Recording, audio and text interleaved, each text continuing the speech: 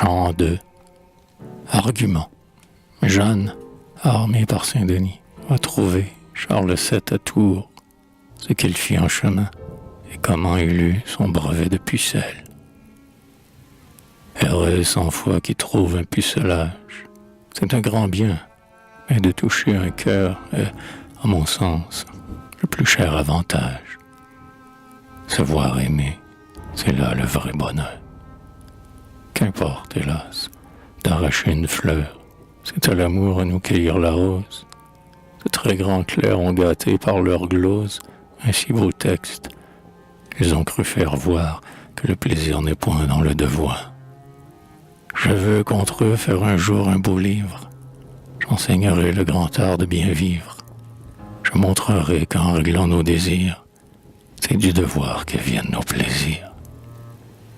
Dans cette honnête et savante entreprise, du haut des cieux Saint-Denis m'aidera. Je l'ai chanté, sa main me soutiendra. En attendant, il faut que je vous dise quel fut l'effet de sa sainte entremise. Vers les confins du pays champenois, où 100 poteaux, marqués de 3 merlettes, disaient aux gens « En Lorraine vous êtes ». Est un vieux bourg peu fameux autrefois, mais il mérite un grand nom dans l'histoire.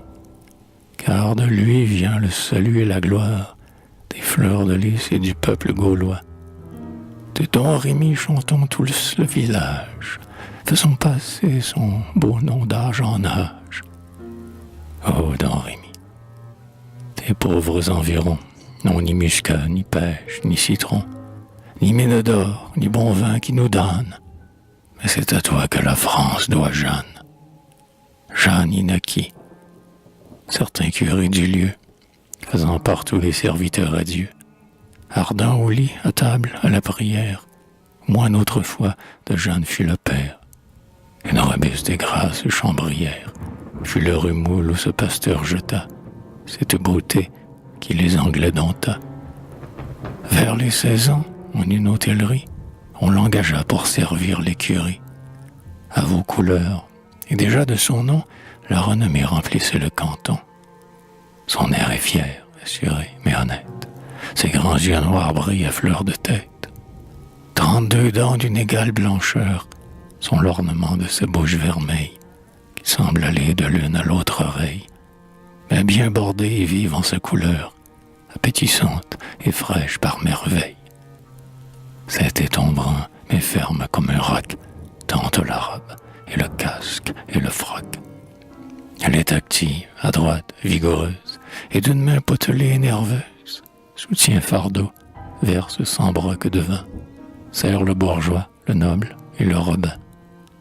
Chemin faisant, 20 soufflets distribue aux étourdis dont l'un discrètement va tâtonnant ses cuits sous gorge nue. Travaille et rit du soir jusqu'au matin, conduit chevaux, les ponce, abreuve et trille, et les pressant de ses cuisses gentilles, les monte crus comme un soldat romain.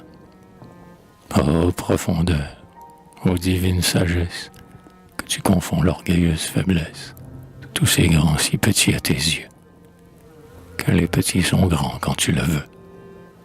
Ton serviteur Denis le bienheureux n'alla rôder au palais des princesses, n'alla chez vous, mesdames les duchesses. Denis courut, ami, qui le croirait, chercher l'honneur où? Dans un cabaret. Il était temps que l'apôtre de France envers sa Jeanne usât de diligence. Le bien public était en grand hasard. De Satanas, la malice est connue, et si le saint fut arrivé plus tard, d'un seul moment, la France était perdue. Un cordelier qu'on nommait Gris-Bourdon, avec Chandos à Yvet d'Albion, était alors dans cette hôtellerie. Il aimait Jeanne autant que sa patrie. C'était l'honneur de la pénaillerie. De tous côtés allant en mission, prédicateur, confesseur, espion. De plus, grand clerc en la sorcellerie, savant dans l'art en Égypte sacrée, dans ce grand art cultivé chez les mages, chez les Hébreux, chez les antiques sages, de nos savants dans nos jours ignorés. Jours malheureux, tout est dégénéré. En feuilletant ces livres de cabale, il vit qu'au sien Jeanne serait fatale, qu'elle portait dessous son court jupon tout le destin d'Angleterre et de France. Encouragé par la noble assistance de son génie, il jura son cordon, son Dieu, son diable et saint François d'Assise qu'à ses vertus Jeanne serait soumise, qu'il saisirait ce beau palladion. Il s'écria en faisant l'oraison: « Je servirai ma patrie et l'Église. Moi, né breton, je dois faire le bien de mon pays, et plus encore le mien. » Au même temps, un ignorant, un rustre, lui disputait cette conquête illustre. Cet ignorant valait un cordelier, car vous saurez qu'il était muletier. Le jour, la nuit, offrant sans fin, sans terme, son lourd service et l'amour le plus ferme. L'occasion, la douce égalité, faisait pencher Jeanne de son côté, mais sa pudeur triomphait de la flamme qui par les yeux se glissait dans son âme. Le Gris-Bourdon vit sa naissante ardeur, mieux qu'elle encore il lisait dans son cœur. Il vint trouver ce rival si terrible, puis il lui tint ce discours très plausible. Puissant héros, qui passez au besoin tous les mulets commis à votre soin, vous méritez sans doute la pucelle. Elle a mon cœur comme elle a tous vos vœux. Rivaux ardents, nous nous craignons tous deux, et comme vous je suis amant fidèle. Ça, partageons, et rivaux sans querelle, tâtons tous deux de ce morceau friand qu'on pourrait perdre en se le disputant. Conduisez-moi vers le lit de la belle, j'évoquerai le démon du dormir. Ces doux pavots vont soudain l'assoupir, et tour à tour nous veillerons pour elle. Incontinent, le père au grand cordon prend son grimoire, évoque le démon, qui de Morphée eut autrefois le nom. Ce pesant diable est maintenant en France. Vers le matin, lorsque nos avocats vont s'enrouer à commenter Cujas, avec messieurs ils ronflent à l'audience. L'après-dîner, il assiste au sermon des apprentis dans l'art de Massillon, à leurs 3 points, à leurs citations, au lieu commun de leur belle éloquence. Dans le parterre, il vient bâiller le soir. Au cri du moine, il monte en son char noir, par 2 hiboux traînés dans la nuit sombre. Dans l'air, il glisse et doucement fend l'ombre. Les yeux fermés, il arrive en bâillant, se met sur Jeanne et tâtonne et s'étend. Et, secouant son pavot narcotique, lui souffle au sein vapeur soporifique.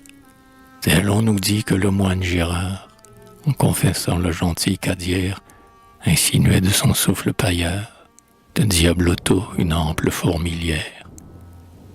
Nos 2 galants, pendant ce doux sommeil, aiguillonnés du démon du réveil, avaient déjà noté la couverture. Déjà 3D, roulant sur son beau sein, vont décider au jeu de Saint-Gulin lequel des 2 doit tenter l'aventure. Le moine gagne, un sorcier est heureux. Le Gris-Bourdon se saisit des enjeux. Ils font sur Jeanne. Oh, soudaine merveille, Denis arrive et Jeanne se réveille. Oh Dieu, quand ça fait trembler tout pécheur, nos 2 rivaux se renversent de peur. Chacun d'eux fuit, emportant dans le cœur, avec la crainte un désir de mal faire. Vous avez vu, sans doute, un commissaire, cherchant de nuit un couvent de Vénus. Un jeune essaim de tendrons demi-nus saute du lit, s'esquive, se dérobe, aux yeux hagards du noir, pédant en robe. Ainsi fuyaient mes paillards confondus. Denis s'avance et réconforte Jeanne, tremblante encore de l'attentat profane. Puis il lui dit: « Vase d'élection, le Dieu des rois, par tes mains innocentes, veut des Français venger l'oppression et renvoyer dans les champs d'Albion des fiers Anglais les cohortes sanglantes. Dieu fait changer d'un souffle tout-puissant le roseau frêle en cèdre du Liban, sécher les mers, abaisser les collines, du monde entier réparer les ruines. Devant tes pas, la foudre grondera, autour de toi la terreur volera, et tu verras l'ange de la victoire ouvrir pour toi les sentiers de la gloire. Suis-moi, renonce à tes humbles travaux, viens placer Jeanne au nombre des héros. À ce discours terrible et pathétique, très consolant et très théologique, Jeanne étonné, ouvrant un large bec, crut quelque temps que l'on lui parlait grec. La grâce agit, cette Augustine grâce, dont son esprit porte un jour efficace. Jeanne sentit dans le fond de son cœur tous les élans d'une sublime ardeur. Non, ce n'est plus Jeanne la chambrière, c'est un héros, c'est une âme guerrière. Tel un bourgeois humble, simple, grossier, qu'un vieux Richard a fait son héritier, en un palais fait changer sa chaumière. Son air honteux devient démarche fière. Les grands surpris admirent sa hauteur, et les petits l'appellent Monseigneur. Telle plutôt cette heureuse grisette que la nature ainsi que l'art forma, pour le sérail ou bien pour l'opéra, qu'une maman avisée discrète au noble lit d'un fermier éleva, et que l'amour, d'une main plus adrette, sous un monarque entre deux draps plaça. Sa vive allure est un vrai port de reine, ses yeux fripons s'arment de majesté, sa voix prit le ton de souveraine, et sur son rang son esprit s'est monté. Or, pour hâter leur auguste entreprise, Jeanne et Denis s'en vont droit à l'église. Leur apparut dessus le maître-autel, fille de Jean, quelle fut ta surprise. Un beau harnois tout frais venu du ciel. Des arsenaux du terrible empiré, en cet instant, par l'archange Michel, la noble armure avait été tirée. On y voyait l'armée de Déborah, ce clou pointu, funeste, Sisara, le caillou rond, dont un berger fidèle de Goliath entamant la cervelle. Cette mâchoire avec quoi combattit le fier Samson qui ses cordes rompit lorsqu'il se vit vendu par sa donzelle. Le coutelet de la belle Judith, cette beauté si galamment perfide qui, pour le ciel saintement homicide, son cher amant massacra dans son lit. Ces objets la sainte émerveillée, de cette armure est bientôt habillée. Elle vous prend un casque et corselet, brassard, cuissard, baudrier, gantelet, lance, clou, dague, épieu, caillou, mâchoire, marche, s'essaye et brûle pour la gloire. Toute héroïne a besoin d'un coursier, j'en en demande au triste muletier. Mais aussitôt un âne se présente, au beau poil gris, à la voix éclatante, bien étrié, scellé, bridé, ferré, portant arçon avec chanfrein doré, caracolant, du pied frappant la terre, comme un coursier de Thrace ou d'Angleterre. Ce beau grison deux ailes possédait, sur son échine, et souvent s'en servait. Ainsi Pégase, au haut des deux collines, portait jadis 9 pucelles divines, et l'hippogriffe, à la lune volant, portait Astolphe au pays de Saint-Jean. Mon cher lecteur veut connaître cet âne, qui vint alors offrir sa croupe à Jeanne. Il le saura, mais dans un autre champ. Je l'avertis cependant qu'il révère cet âne heureux qui n'est pas sans mystère. Sur son grison, Jeanne a déjà sauté. Sur son rayon, Denis est remonté. Tous deux s'en vont vers les rives de Loire, porter au roi l'espoir de la victoire. L'âne tantôt trotte d'un pied léger, tantôt s'élève et fend les champs de l'air. Le cordelier, toujours plein de luxure, un peu remis de sa triste aventure, usant enfin de ses droits de sorcier, change en mulet le pauvre muletier, monte dessus, chevauche, pique et jure qu'il suivra Jeanne au bout de la nature. Le muletier, en son mulet caché, bas sur le dos, crut gagner au marché. Et du vilain l'âne terrestre et crasse, à peine vit qu'elle eût changé de place. Jeanne et Denis s'en allaient donc vers Tours, chercher ce roi plongé dans les amours. Près d'Orléans, comme ensemble ils passèrent, là, des angles de nuit ils traversèrent. Ces fiers Bretons, ayant bu tristement, cuvaient leur vin, dormaient profondément. Tout était ivre et goujaille vedette. On n'entendait ni tambour ni trompette. L'un dans sa tente était couché tout nu. L'autre ronflait sur son page étendu. Alors Denis, d'une voix paternelle, tint ses propos tout bas à la pucelle. Fille de bien, tu sauras que Nisus, étant un soir aux tentes de Turnus, bien secondé de son cher Eurial, rendit la nuit au Rutulois fatal. Le même advint au quartier de Résus, quand la valeur du préfice de Tidée, par la nuit noire et parut les céder, suit envoyé, sans danger, sans effort, tant de Troyens du sommeil à la mort. Qui peut jouir de semblable victoire? Parle, dis-moi, veux-tu de cette gloire? Jeanne lui dit, je n'ai point lu l'histoire, mais je serai de courage bien bas, de tuer gens qui ne combattent pas. Disant ces mots, elle avise une tente que les rayons de la lune brillante faisaient paraître ses yeux éblouis, tente d'un chef ou d'un jeune marquis. 100 gros flacons remplis d'un vin exquis sont tout auprès. Jeanne avec assurance d'un grand pâté vend les vastes débris et boit à 6 coups avec Monsieur Denis à la santé de son bon roi de France. La tente était celle de Jean Chandos, fameux guerrier qui dormait sur le dos. Jeanne saisit sa redoutable épée et sa culotte en velours découpée. Ainsi jadis David, aimé de Dieu, ayant trouvé Saül en certains lieux, et lui pouvant ôter très bien la vie, sa chemise il lui coupa partie, pour faire voir à tous les potentats ce qu'il put faire et ce qu'il ne fit pas.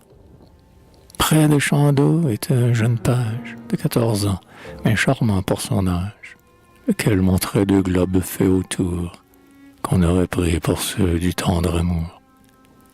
Non loin du page était une écritoire, dont se servait le jeune homme après boire, quand tendrement quelques vers il faisait, pour la beauté qui son cœur séduisait. Jeanne prend l'encre, et sa main lui dessine 3 fleurs de lys, juste dessous l'échine, présage heureux du bonheur des Gaulois, et monument de l'amour de ses rois. Le bon Denis voyait ce pas mendaise, les lys français sur une fesse anglaise. Qui fut penaud le lendemain matin, ce fut Chandos ayant cuvé son vin, car s'éveillant, il vit sur ce beau page les fleurs de lys. Plein d'une juste rage, il crie alerte, il croit qu'on le trahit. Son épée, il court auprès du lit. Il cherche en vain, l'épée a disparu. Point de culotte, il se frotte la vue, il gronde, il crie et pense fermement que le grand diable est entré dans le camp. Qu'un rayon de soleil et qu'un âne s'est en ailé qui sur son dos à Jeanne du monde entier ferait bientôt le tour. Jeanne et Denis arrivent à la cour. Le doux prélat sait par expérience qu'on est railleur à cette cour de France. Il se souvient des propos insolents que Richemont lui tint dans Orléans et ne veut plus à pareille aventure d'un saint évêque exposer la figure. Pour son honneur, il prit un nouveau tour et s'affubla de la triste encolure du bon Roger, seigneur de Baudricourt, preux chevalier ferme catholique, hardi parleur, loyal et véridique.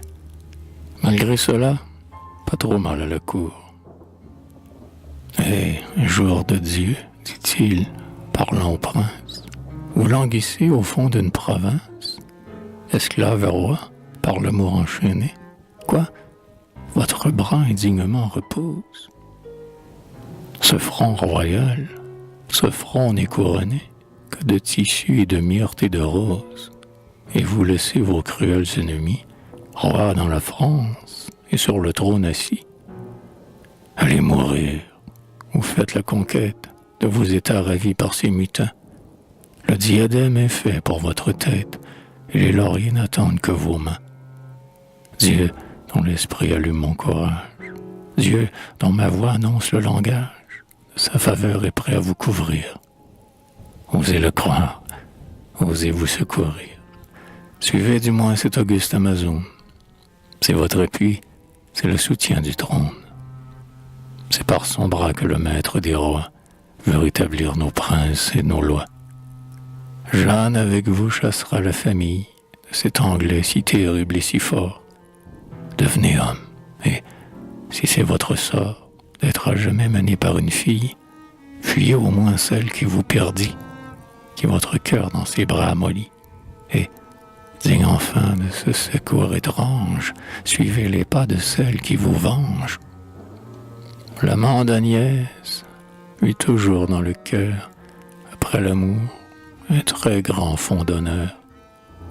Du vieux soldat, le discours pathétique a dissipé son sommeil léthargique, ainsi qu'un ange, un jour, du haut des airs, de sa trompette ébranlant l'univers, rouvrant la tombe, animant la poussière, rappellera les morts à la lumière. Charles éveillé, Charles bouillant d'ardeur, ne lui répond qu'en s'écriant « Aux armes !» Les seuls combats ses yeux ont des charmes. Il prend sa pique, il brûle de fureur. Bientôt après la première chaleur de ces transports où son âme est en proie, il voulut voir si celle qu'on envoie vient de la part du diable ou du Seigneur. Ce qu'il doit croire, et si ce grand prodige est en effet au miracle, au prestige. Donc, se tournant vers la fière beauté, le roi lui dit d'un ton de majesté, qui confondrait toute autre fille qu'elle. « Jeanne, écoutez, Jeanne, êtes-vous pucelle ?» Jeanne lui dit, « Ô grand sire, ordonnez que médecin, lunettes sur le nez, matrone, clerc, pédant, apothicaire, viennent sonder ces féminins mystères, et si quelqu'un se connaît à cela, qu'il trousse Jeanne, et qu'il regarde là. » À sa réponse, et sage et mesurée, le roi vit bien qu'elle était inspirée. « Ursus, dit-il, si vous en savez tant, fille de bien, dites-moi dans l'instant ce que j'ai fait cette nuit à ma belle. » Mais parlez net. « Rien du tout, lui dit-elle. » Le roi, surpris soudain, s'agenouilla, cria tout haut, « Miracle !» et se signa. Incontinent la cohorte fourrée, bonnet en tête, Hippocrate à la main, vint observer le pur et noble sein de l'Amazone à leur regard livré. On la met nue, et monsieur le doyen, ayant le tout considéré très bien, dessus, dessous, expédia la belle, en parchemin un brevet de pucelle. L'esprit tout fier de ce brevet sacré, Jeanne soudain d'un pas délibéré, retourne au roi, devant lui s'agenouille, et, déployant la superbe dépouille, que sur l'anglais elle a prise en passant. « Permets, dit-elle, ô mon maître puissant, que, sous tes lois, la main de ta servante ose ranger la France gémissante. Je remplirai les oracles divins. J'ose à tes yeux jurer par mon courage, par cette épée et par mon pucelage, que tu seras huilé bientôt à Reims. Tu chasseras les Anglaises cohortes qui d'Orléans environnent les portes. Viens accomplir tes augustes destins. Viens, et de Tours abandonnant la rive, dès ce moment souffre que je te suive. » Les courtisans, autour d'elle pressés, les yeux au ciel et vers Jeanne adressés, battent des mains, l'admirent, la seconde. Sans cri de joie son discours répondent. Dans cette foule il n'est point de guerrier qui ne voulut lui servir d'écuyer, porter sa lance et lui donner sa vie. Il n'en est point qui ne soit possédé, et de la gloire et de la noble envie de lui ravir ce qu'elle a tant gardé. Prêt à partir, chaque officier s'empresse. L'un prend congé de sa vieille maîtresse, l'un, sans argent, va droit à l'usurier, l'autre à son hôte et compte sans payer. Denis a fait déployer l'oriflamme. À cet aspect, le roi Charles s'enflamme, d'un noble espoir à sa valeur égale. Cet étendard aux ennemis fatals, cette héroïne et cet anneau deux ailes, tout lui promet des palmes immortelles. Denis voulut, en partant de ces lieux, les deux amants épargner les adieux. On eût versé des larmes trop amères, on eût perdu des heures toujours chères. Agnès dormait, quoiqu'il fût un pétard. Elle était loin de craindre un tel départ. Un songe heureux dont les erreurs la frappent lui retraçait des plaisirs qui s'échappent. Elle croyait tenir entre ses bras le cher amant dont elle est souveraine. Songe flatteur, tu trompais ses appâts. Son amant fuit et Saint-Denis l'entraîne. Tel dans Paris un médecin prudent, force au régime un malade gourmand. L'appétit se montre inexorable et sans pitié le fait sortir de table. Le bon Denis eut à peine arraché le roi de France à son charmant péché, qu'il courut vite à son ouaille chère, à ses pucelles, à ses filles guerrières. Il reprit son air de bienheureux, son ton dévot, ses plats et courts cheveux, l'anneau béni, la crosse pastorale, ses gants, sa croix, sa mitre épiscopale. Va, lui dit-il, serre la France et son roi. Mon œil bénin sera toujours sur toi. Mais au laurier du courage héroïque, joins le rosier de la vertu pudique. Je conduirai tes pas dans Orléans. Lorsque Talbot, le chef des mécréants, le cœur saisi du démon de luxure, croit retenir sa présidente impure, il tombera sous ton robuste bras. Punis son crime et ne l'imite pas. Sois à jamais dévote avec courage. Je pars, adieu, pense à ton pucelage. La belle fit un serment solennel, et son patron repartit pour le ciel.